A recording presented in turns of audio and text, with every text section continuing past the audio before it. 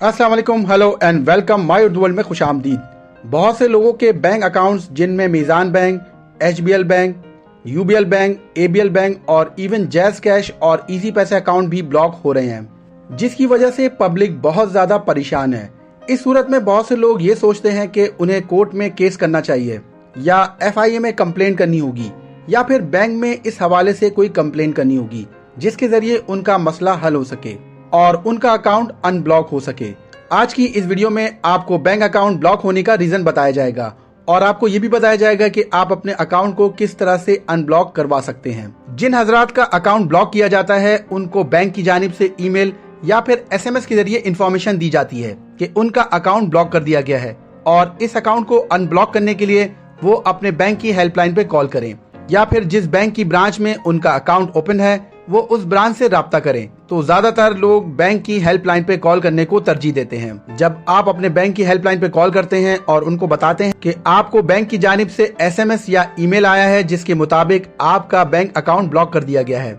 और आप उसकी वजह पूछते हैं, तो बैंक का नुमाइंदा आपको बताता है कि आपके अकाउंट के थ्रू कोई फ्रॉडुलेंट ट्रांजैक्शन हुई है जिसकी वजह से आपकी इंटरनेट बैंकिंग या फिर आपका पूरा बैंक अकाउंट ब्लॉक कर दिया गया है और उस अकाउंट को अनब्लॉक करने के लिए बैंक का नुमाइंदा आपसे दरख्वास्त करता है कि आप अपने बैंक की ब्रांच से राब्ता करें और वहां पर रिटन में ये एक्सप्लेनेशन दें कि आपके अकाउंट के थ्रू जो फ्रॉडुलेंट ट्रांजैक्शन हुई है, जिसमें आपको जो पेमेंट रिसीव हुई है वो किस लिए रिसीव की और उसकी ट्रांजैक्शन का मकसद क्या था। आसान अल्फाज में आपको उस फ्रॉडुलेंट ट्रांजैक्शन की डिटेल देनी होती है। बैंक उस फ्रॉडुलेंट ट्रांजैक्शन को रोकने के बजाय पूरा अकाउंट ब्लॉक कर देती है। इसके अलावा आपके उस अकाउंट के थ्रू जिन जिन लोगों के अकाउंट में पैसे ट्रांसफर हुए होते हैं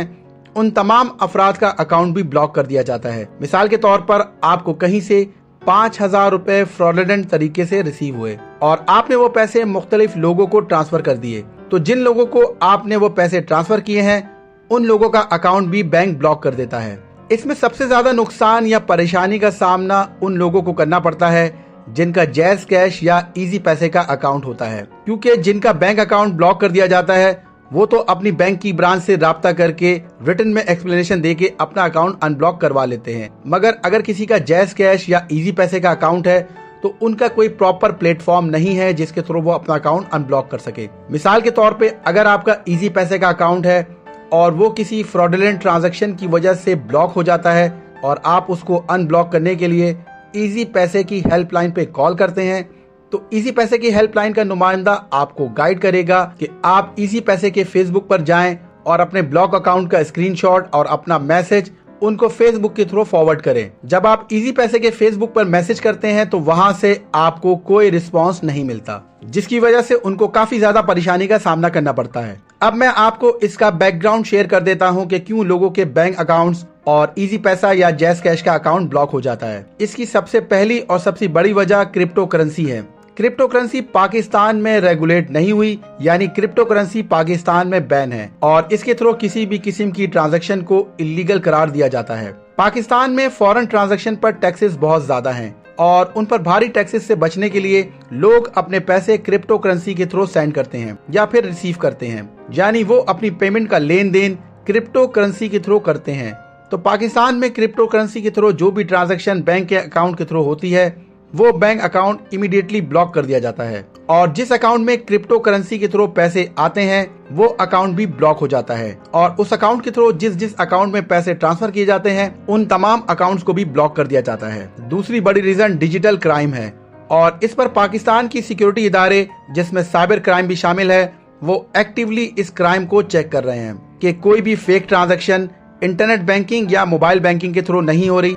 और अगर कोई फेक डिजिटल ट्रांजैक्शन हो रही है तो बजाय उस फेक ट्रांजैक्शन को रोकने के पूरे बैंक अकाउंट को ब्लॉक कर दिया जाता है। और उसकी मेन वजह यह है कि अभी तक इसका कोई भी मैकेनिज्म नहीं बना कि किस तरह से फेक ट्रांजैक्शन को रोका जा सके। इसके अलावा किसी भी कारोबारी लेन देन में ट्रांजैक्शन के मामलात में किसी ने कंप्लेंट की तो उस पर भी आपका अकाउंट ब्लॉक हो सकता है और उसकी इन्वेस्टिगेशन भी इसी तरह से होती है जिस तरह किसी साइबर क्राइम वाले केस की होती है। इन तमाम बातों का वर्स्ट इफेक्ट ये आ रहा है कि लोगों ने डर की वजह से अपने बैंक अकाउंट्स को खाली करना शुरू कर दिया है और इवन वो लोग भी अपना पैसा बैंक से निकाल रहे हैं जो अपने पैसे सेविंग अकाउंट्स में रखते थे और उनसे हासिल होने वाले प्रॉफिट से अपने घर को चलाते थे, और अब वो तमाम लोग प्रॉपर्टी या फिर किसी और जगह अपना पैसा इन्वेस्ट करके अपने रोजगार को चलाने का सोच रहे हैं। इससे बैंकिंग सेक्टर को बहुत ज्यादा नुकसान होगा। अब अगर किसी का अकाउंट ब्लॉक हो जाता है तो उसे किस तरह से अनब्लॉक करवा सकते हैं, क्योंकि जिन लोगों का अकाउंट ब्लॉक है उनको बैंक की हेल्पलाइन से भी प्रॉपर मदद नहीं मिल रही है, जिसकी वजह यह है कि बैंक के पास भी इस हवाले से कोई प्रॉपर इंफॉर्मेशन मौजूद नहीं है। अब अपने बैंक अकाउंट को अनब्लॉक करने का तरीका नोट कर लें। स्टेप नंबर 1, सबसे पहले आपको बैंक की हेल्पलाइन पे कॉल करना है जिस बैंक में आपका अकाउंट मौजूद है और उनसे अपने बैंक अकाउंट के ब्लॉक होने का रीजन पूछना है। स्टेप नंबर 2,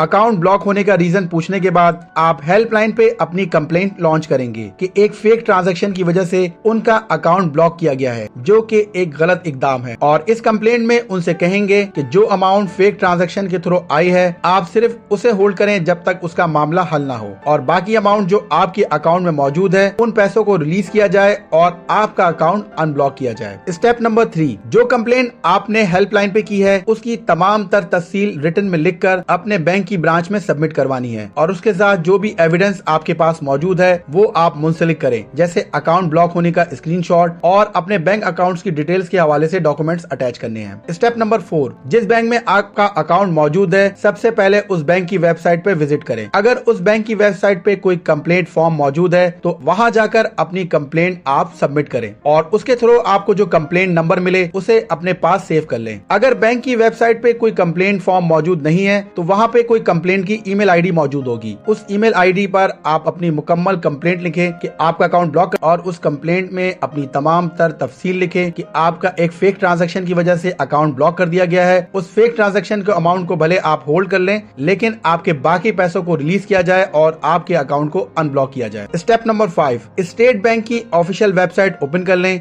और स्टेट बैंक की वेबसाइट पे जाकर बैंक के खिलाफ आपको कंप्लेंट दर्ज करनी है जिस बैंक ने आपका अकाउंट ब्लॉक किया है, और उसमें तमाम तर तफसील लिखें। इस कंप्लेंट में आप लिखेंगे कि बैंक की तरफ से आपके साथ जाती हुई है और एक फेक ट्रांजैक्शन की वजह से आपका पूरा अकाउंट ब्लॉक कर दिया गया है। स्टेट बैंक को कंप्लेंट करने का ये फायदा होगा कि स्टेट बैंक एक रेगुलेटरी अथॉरिटी है और तमाम बैंक्स उनके अंडर में काम कर रहे हैं, और जब स्टेट बैंक आपके बैंक से ब्लॉक होने का रीजन पूछेगा तो वो उस पर ज्यादा तेजी से काम करेंगे। आपकी इन तमाम कार्रवाई के बाद आपके अकाउंट को अनब्लॉक करने का प्रोसेस तेज हो जाता है, क्योंकि मल्टीपल प्लेटफॉर्म के थ्रू आपकी कंप्लेंट्स आती हैं और उन सबको एनालाइज किया जाता है। स्टेट बैंक और तमाम मुंसलिक इदारे आपके क्लीन रिकॉर्ड को देखते हुए इन्वेस्टिगेशन के बाद आपका वो अमाउंट जो क्रिप्टो करेंसी या इलीगल तरीके से आया हुआ है उसे सीज कर देते हैं और आपका अकाउंट एक्टिवेट कर देते हैं। दोस्तों, उम्मीद करता हूं अकाउंट ब्लॉक होने के हवाले से ये मालूमाती वीडियो आपको पसंद आई होगी। अगर आपको ये वीडियो पसंद आई है तो आप इसे लाइक करें और इसे अपने दोस्तों के साथ शेयर करें। मजीद मालूमाती वीडियो के साथ फिर हाजिर होऊंगा, तब तक के लिए अल्लाह हाफिज।